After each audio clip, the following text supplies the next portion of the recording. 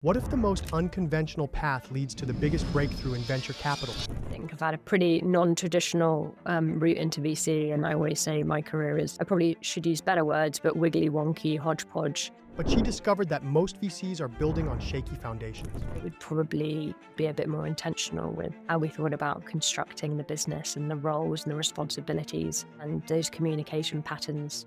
Now she's putting that blueprint to the test. I'd like to say we're a VC with a different front door. We invest on day one. So we take incredibly smart, curious, exceptional founders and we put them through a 10-week residency twice a year. And when you get the structure right, the real magic happens. People are so important in venture. Adam and I have known each other 10 years, we have the same values and have the same impact in the world. The question is, are you ready to rewrite the rules? I think my career has basically kind of been giant luck sandwich. I do think there's an element of creating luck for yourself, putting yourself in a place where luck can happen. Join us in this episode of At the Cap Table, the podcast spotlighting women in venture, and learn how to build intentional structure from day one, forge the right partnerships, and turn your unconventional path into your competitive advantage. Hi everyone, and welcome to this episode of At the Cap Table. Today I've got Hannah Leach with me. She's a new partner at Antler UK, a day one investment fund, which she joined from Houghton Street Ventures, an early stage VC backing the best and brightest founders from LSE's alumni base. She founded that alongside fellow Antler partner Adam French in 2021, and the firm backed 20 companies, investing alongside a number of tier one VCs globally. One of the things that's always struck me about Hannah is she doesn't just talk about how the VC industry can do better, she does something about it. She's the co-founder and exec chairwoman of VentureESG, a non-profit that has become a leading organisation globally, supporting over 700 VCs and LPs with responsible investment practices. She brings over 10 years of experience across all parts of the tech ecosystem together, helping startups launch and scale, helping corporates to innovate and build new products, helping funds on their fundraising strategy, and also building ventures of her own. She's got this real knack for building and nurturing strong and engaged communities, something that's key to any venture team's longevity. Before we start the show, a quick note. If you're building or running a fund, you know it takes the right partners. At EUVC, we only work with sponsors we truly believe should be part of your tech stack. Please do take a moment to hear about them. And if you do, reach out, mention EUVC. It's the best way you can support what we do. Thank you so much. First up, Ace Alternatives. Every fund manager needs clean operations behind the scenes. From fund admin to tax and compliance, Ace handles it all across VC, PE, private debt, and real assets. They're trusted by some of the best investors in the world, and if you want peace of mind and a scale-ready back office, Ace should be part of your stack. Finding deals and managing your portfolio is at the heart of running a fund. Synaptic helps you discover startups before others do, and Portfolio IQ keeps your portfolio data sharp and ready for LPs. Together, they're essential tools for modern fund managers. When it comes to legal, you need a team that truly knows venture. Haynes Boone supports LPs, GPs, startups, and scale-ups across the full fund lifecycle. Smart managers make Haynes Boone part of their stack. We have two at EUVC. Tech Barbecue. Oh my God, who doesn't love barbecue? Europe's startup scene meets the loudest, friendliest family reunion ever at Tech Barbecue. From Nordic founders to global VCs, this is where ideas catch fire and relationships get real. If you're building or backing in Europe, Tech Barbecue is where you want to show up. And hey, if you've got a big fun announcement coming up, want to hit the headlines, or just want to tell your story out, do reach out to us because we'd love to help. And we've got some killer partners to help you get in the right media places. They've helped us land Bloomberg, CNBC, Financial Times, Forbes, and many more for the EUVC Summit, and we'd love to do the same for you. So I'm delighted to have you here today, Hannah. Thanks so much for having me. Just trying hard not to cringe as you were just doing that intro. I try not to look at you when I'm doing it, because otherwise I'll crack as well. This is going to be a really nice conversation, and you've got such a varied background, which I think we should really dig into. And then obviously we'll focus a bit on what you're doing at Antler. But I would love to kind of dig into, well, how, given that you've got so many strings to your bow, how did you come into VC, and what continues to excite you about this space? Yeah, I think that's a question that I get quite a lot. And I think probably more a question I pose to myself more than anything.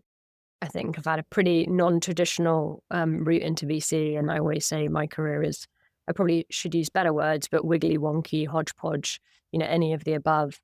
And I was thinking about this question, like, so I got into VC initially in different ways. My first role in VC was with a fintech fund, and I was kind of a venture partner. And then I did some work for Hambro Perks, now Salica Ventures, on helping them with their fundraising strategy for their secondaries fund, the Access Fund. And then I met my former partner at Houghton Street Ventures and kind of threw myself into that. But I'd say my view of understanding of venture goes way back. So when I left LSE, I was working in India for a big nonprofit. And I was working in the same office as Acumen Fund. And I don't know how much you know about Acumen Fund, but they're one of the original impact investors. They take philanthropic capital and invest it in entrepreneurs in developing markets and typically in kind of rural areas. I was living in Mumbai, working in the same office as them, and was so fundamentally excited. It sounds quite cringe by the idea of giving founders and entrepreneurs who have access to nothing, capital, access to networks, to advice, to support, and actually how much you can help founders accelerate their journey and build more robust businesses. So that was kind of back in 2010, that tiny, tiny little seed was planted. And then everything I've done then, I kind of tried to keep venture in the corner of my eye and tried to speak to people and learn more about it with the view perhaps of going into it at some point in time. Yet I still think it's quite amazing that I've ended up where I am now. Definitely. And I mean that I didn't know about that experience with Acumen. Is that something which sort of informed, and I guess the genesis behind Venture ESG? Because I know you and your co-founder Johannes had been thinking about different things separately, and then it came together. Would love to kind of hear about kind of how it all happened.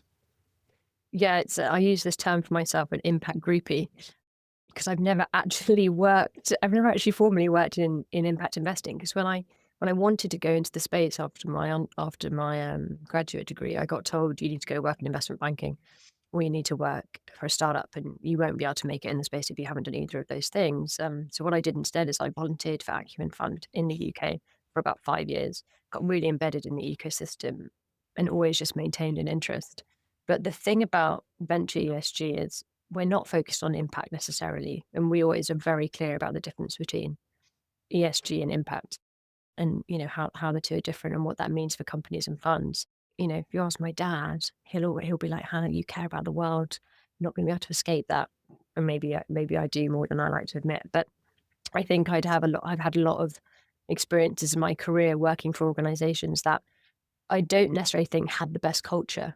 I don't think they necessarily thought about the way that they were building products and how they were affecting consumer behavior.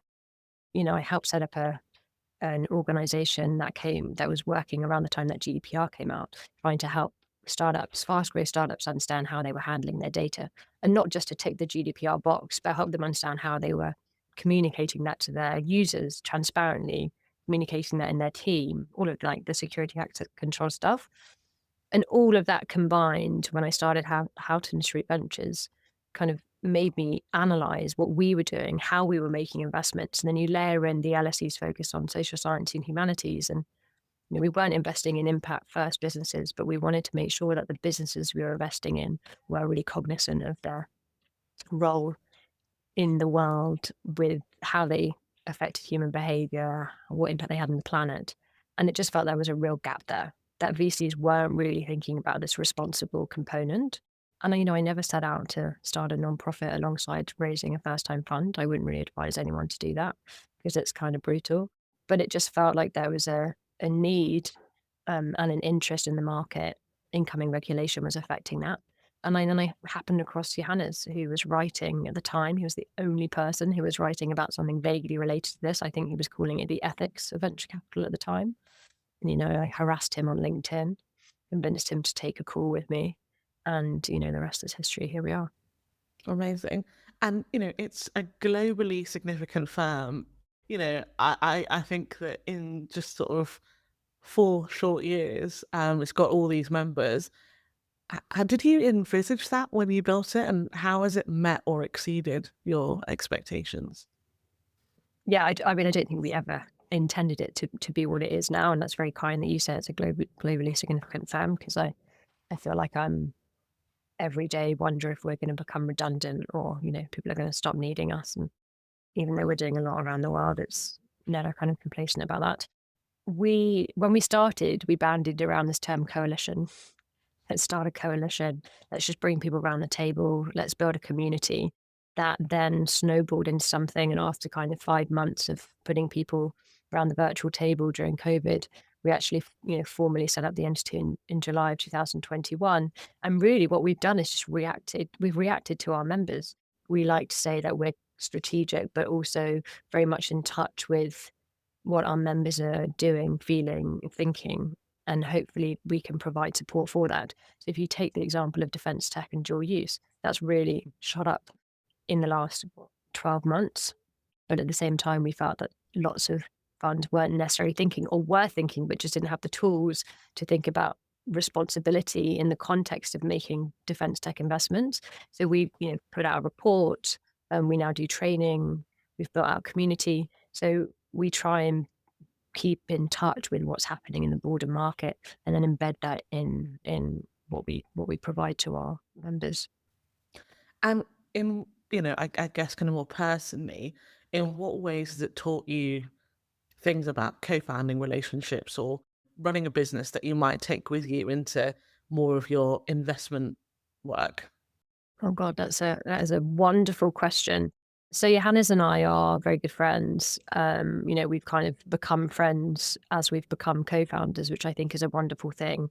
It has made me, if I were to look back on that journey, I would probably be a bit more intentional with how we thought about constructing the business and the roles and the responsibilities and those communication patterns. Like a lot of businesses, and maybe we're slightly different in that we were formed organically. It was kind of intentional, but only to some degree. So I think we didn't go through a lot of the more governance related things from the beginning. So we've kind of been trying to retrospectively build a lot of that structure. So I think if I were to start again, I would make sure we sat down and were much more structured in our thinking around what kind of entity we wanted to build, who we wanted to bring in, what kind of processes we needed to have in place. Could we get an accountant? Or like lots of the silly basic things that you kind of don't think about at the time. And also build in better communication structures. How do you communicate as founders, as co-founders? Like, where are your weaknesses? What are your trigger points? What are your strengths and weaknesses? All of that stuff we've kind of had to muddle along. And I think similarly, when you're building a early stage high growth company where there are a million and one priorities, you kind of forget to do that stuff. And I think if you forget to do that stuff, it means that your foundations can be quite shaky. I always think it's really easy, especially on the investment side or on the LP side where I sit. It's very easy for me to say, oh, these are things that you should work at. And then I look at, do I do that myself? And it's actually really, really hard work, and it takes time, effort, and intentionality. So I totally get where you're coming from when you say maybe we would have done it a little bit differently. But there are, like you say, a million and one things to do. So can only do so much, I guess. I know, you mentioned there working also on Houghton Street Ventures, kind of, well, almost exactly at the same time as VentureESG, right? You said, that fundraising and kind of building out this sort of new firm was at the same time was really difficult. I would love it if you could just talk through, just the overarching thesis of Houghton Street Ventures, and then, would love to dig into sort of, well, what might be next for it, or what's kind of driving decision around not raising another fund. Yeah. So the idea for Houghton Street came out in 2019-20. We essentially realized we're three of us, all LSE alums, graduated at different times, but all had roots kind of broadly through the startup venture ecosystem. And we realized that the LSE alumni base is a treasure trove of founders. LSE is known for being a global university. There are 250,000 alums globally. we really dug into the data. Adam, who's my Houghton Street Ventures co-founder, he did finance and stats at LSE and is a self-declared data nerd. Loves data. He built out our data platform, which kind of gave us a full picture of all of the founders within the LSE LM ecosystem. And there's something like 18,000 founders active. If you count those who have founded a business and then shut it down, that number goes to 25,000. So it's 10% of the whole alumni base. Not necessarily VC backed, but it's a big, big number. And there's like entrepreneurial instincts there.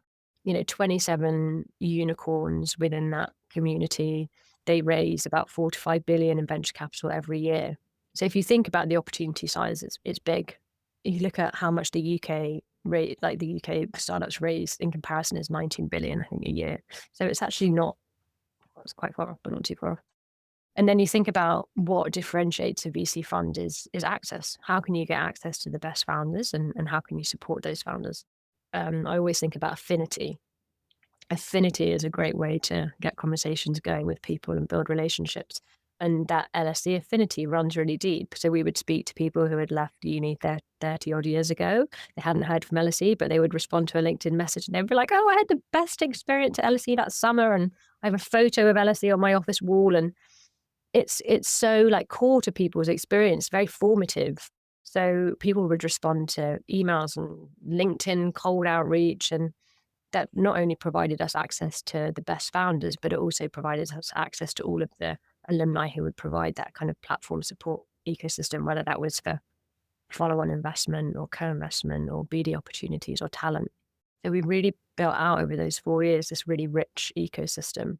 And also we believe that if you look at, we don't get me started on spin-out firms, but, there's a big emphasis in the UK on spin-out firms currently, but Houghton Street Ventures, I think, are the only actual GP LP structured alumni fund. And we always say, if you look at, the top 10 tech companies by market cap, how many of them were spin-out funds and how many of them were actually just started by incredibly smart, curious, ambitious individuals, which is what we think LSE alumni are. So we've invested in 24 companies all around the world: Latin America, US, Canada, Finland, UK, Germany, India. So very a global footprint and sector agnostic, which obviously isn't to everyone's flavor. Go into a meeting with LPs and they'd say, oh, we really love fintech in the Nordics. And we'd be like, okay, cool. So we're not for you. Obviously fund twos, I think, are incredibly hard. You probably know this more than I do. And you don't really have that performance yet to point to. There are some leading indicators, but that's it. But really for our fund two, fund one was 5.1 million, to tiny. We wanted fund two to be at least 30 million, really to do the mandate justice. And for that, we would need the school to be an anchor. I think you really need the institution that you're partnered with to back the fund. And for different reasons, LSE has gone through some change in leadership. That ticket may have come, but it may have not come at the time frame that we were looking for. I ask not to kind of like be annoying, but just because I think we spend so much time talking about sort of new fundraisers or, this new shiny thing is happening. And actually the reality is there's also other things going on which are out of our control. And it means that either funds wind down or go into kind of more portfolio mode, or people go on to choose to do other things as well. And I think that is fine. It is a natural part of kind of the ecosystem, and we don't talk about it enough, which makes it weird. Yeah, it's just life. Without being like pretty basic, things happen, and that's okay. I think I'm maybe not over it yet, which I think is also okay. There are some things that I wish we could have done differently, and I think what I think is different is when you walk away from something when there's no opportunity left. When you've come to a decision and you've realized that it's, when you close down a company, like there could be many reasons for that, I think, but when you're leaving something behind which you feel is not fully done, that's when it's hard, right? Like when there's still some opportunity there which you've had to walk away from. That's the frustrating bit. But you know what? Houghton Street Ventures is alive. We're going to be actively managing that portfolio, and we'll syndicate some deals through the network, and who knows what might happen down the line. And also, one thing I would come back to is, and I feel like I bang on about it, I think people are so important in venture. You've heard me talk about this quite a lot. You know, who you spend your time with, who you co-invest with. Adam and I have known each other 10 years, like socially. Well, we met through work, but we've stayed in touch socially. And we've been working together for almost 5 now. But he's someone who I realized, I think we have incredibly complementary skills, and we have the same values and want to have the same impact in the world. And I think when you realize you find someone like that, you don't want to stop working with them. So in many ways, Antler is an extension for us of that. Definitely. And well, I mean, not to kind of go into it too much, but I think that when we spoke about the opportunity at Antler, you're like, this is such a big pull because we get to carry on working together. And I think that actually at the end of the day, when you're partners in a fund, it's really also about the people, who do you want to be challenged by? Who do you want to kind of go through grim things with on a voluntary basis? And also kind of have fun with. I think that's also kind of really key. Can I ask you a little bit just about kind of Antler? I know it's kind of gone through some changes over the years, and I'd love to understand the model a bit more. I to kind of Sarah, who's one of the co-hosts of this podcast, I called it an accelerator, and I was shut down immediately, like rightly so. She said it's a day one investor, and I would love to know what that means. Sarah is absolutely right. So Adam likes to say we're a VC with a different front door. Basically, we're a VC firm. We're a global VC firm. We have 18 funds across 27 cities. We will operate our funds as local partnerships. Sarah's right. We invest on day one. So we take incredibly smart, curious, exceptional founders, and we put them through a 10-week residency twice a year. And those founders can have had different journeys to get to Antler. They could have, often lots of them are serial entrepreneurs, but they may not have founded a VC-backed business. They may have founded a VC-backed business that necessarily did succeed. They could be serial operators. They could be real deep domain experts or technical folks. And we put them in this residency. It's not a program. Very clear about that. It's a residency. Brand police will tell me off. I've been corrected, don't worry, it's fine. Yeah, so have I multiple times in the last 3 months. And we essentially help them build teams and get their businesses off the ground and accelerate that journey. I'll take one example with an amazing founder we backed out of the last residency at the end of last year. She founded one of the leading indoor farming businesses in the UK called Grow Up Farms. She built that up over 12 years, raised over 120 million for it, not venture, which is probably why it still survived, but decided after that she wanted to build a software business, tech company. And two things: she didn't have a network, she didn't have access to, co-founder ecosystem, investor ecosystem, but she also didn't want to waste time. Time is so important. None of us want to waste time, especially if we're bright and ambitious. So she wanted to be pushed. She wanted to have that 10-week time frame to really test her assumptions, test the idea she had, really run at it and see if it was a goer. And she knew that if she didn't go through that 10-week highly pressurized process where she would be forced to ask those questions, and it might take her 6 months, 12 months, 18 months to get to the same result. We've started to say, we help our founders get further faster, which is kind of really nicely summarizes it. So we take about 90 founders through this residency, and then we end up investing in about 20 to 25 of those founders across 10 to 12 businesses.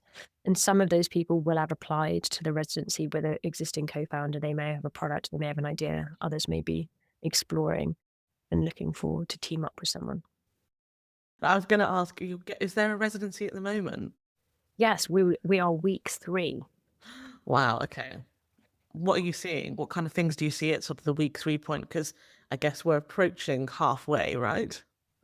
Yeah, so interestingly, week 3, so this is my first one, so I'm like fresh and new, as I tell everyone, so I said that to the founders, I'm just new like you are. Week 2, there's a lot of, it's not a curriculum, like we don't do a curriculum, but we do kind of I like to think we engineer some serendipity. We put them in a room, we put them in smaller rooms, we do workshops, we put them in what we call squads, like support groups, we do sessions, whatever. Put them to give them the opportunity to really meet each other and understand where there might be some potential to team up. The end of week 2 and going into week 3, teams are starting to form. We're starting what we call track out. So they're forming formally, they get assigned a coach. And there's some anxiety for the ones who haven't formed a team or kind of on the bench. And then we also get an idea of those people who maybe aren't right for the residency. Maybe they're not tackling it in the right way. Maybe they're not demonstrating pace. Maybe they're kind of floating a bit for whatever reason. So I think 3 weeks is probably too early to make any like formal judgments or assessment. Apparently that comes out in week 5 when you start to see how the teams are working together, because there'll be fallouts. So we've got some of the teams forming, but they will go their separate ways. But you're already starting to see indications of who those strong founders are. And, I think you had a question, Mitch, maybe you'll come to, or maybe we won't have time. You said, what spaces and sectors I think are you really excited about? I've realized I'm a pure generalist. Unfortunately, I've always had to, someone said to me, like very early on in my career, you can either, now is your chance to go deep, or you can just stay here. And I've always stayed here, and that's fine. Come to terms with it. Range, the book is, my Bible, whatever. But what excites me here is the founders themselves. It's not necessarily the space that they're tackling, but it's how they are building, how they communicate, how transparent they are, how they work with their co-founders, how much empathy they have, how they handle conflict. And this is what it's so interesting being in the office with them day in, day out, because you see all of these much more like behavioral, psychological elements, which is so interesting and so different from being a traditional VC where maybe you meet your founders or talk to them every week, every month. If you're a follow ticket, maybe not even that often, depending on what kind of fund you are. So really, it's more about understanding what makes and what you think those strong founder traits are. And those are the things that are exciting to me now, as opposed to the problem they're solving. Although there are some things that I'm not excited about, but partners.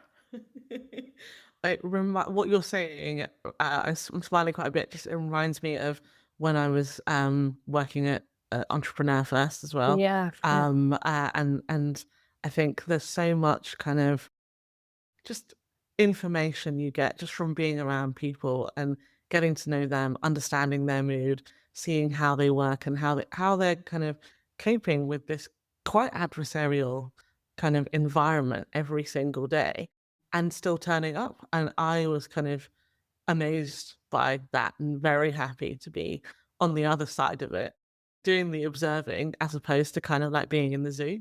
It's Love Island / meets Hunger Games. I think that's the 2 terms that have been thrown around. Okay. What, by the cohorts themselves? Yeah. Oh, Yeah. wow. Okay. Going back to how we're a VC firm and not an accelerator, and I think goes back to the question of getting to know people and building those very, very trust-based relationships, is we invest first ticket in, but then we have the potential to follow all the way through to Series A. And then we have a growth fund that invests from A to C. So we have a really big emphasis on portfolio support and how we can work with the founders after we've invested. So actually really getting to understand a founder and the team and building a relationship where they feel they can come to you with anything, I think is really key. And that's where actually the insight into how they operate and communicate over those 10 weeks is one of the things that we take into consideration when we choose to invest or not. Wow. That's, it's an incredible kind of data point, and to be able to kind of follow them on as well. What ownership stake do you normally end up with, or what's the goal? Yeah. So there are set terms that people sign when they come into the residency, and that's we invest 120k or 1.2 mil val, which of course, isn't going to be for everyone. Yeah, right. I mean, I think if you're transparent about it, people can choose to engage or not engage, right? And I guess kind of the final thing I really wanted to get into is obviously, you're focused on the UK, but in general, there are a lot of different ways that people can start a company or engage with VCs, and Antler's one of them.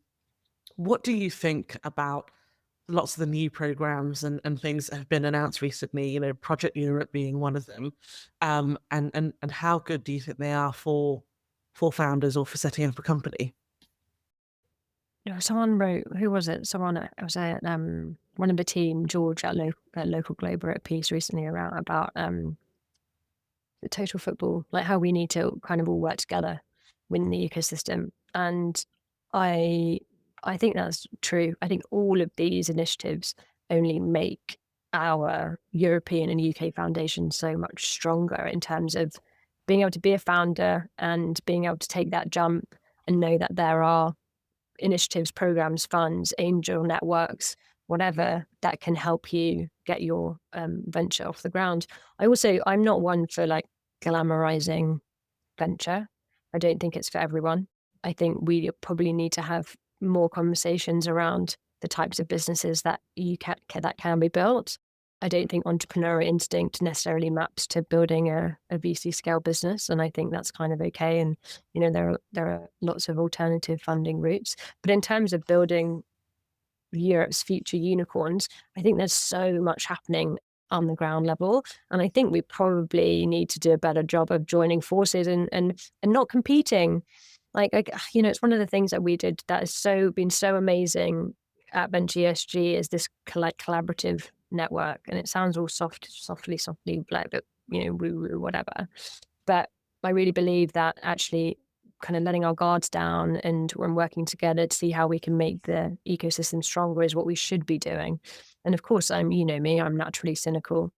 I'll be the first to say that. But I do think we have maybe leaned too much to kind of picking holes in people's initiatives as opposed to seeing what we can do to work together.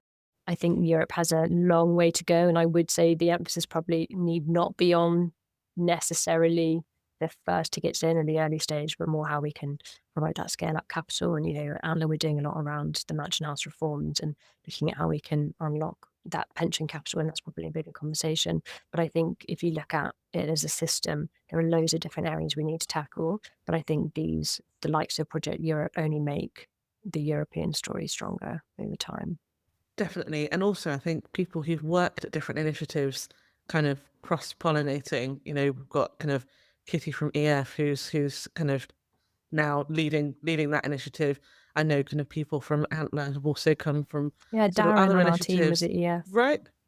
Yeah. And I think that only makes things stronger because you're taking things from elsewhere and, making it slightly different or learning from the founders that you've been working with. So I think it can only make it better. But I agree. We often focus on the talent problem. And I think actually there's an exit environment problem. There is also a growth capital issue as well. But I think that is definitely a conversation for another day.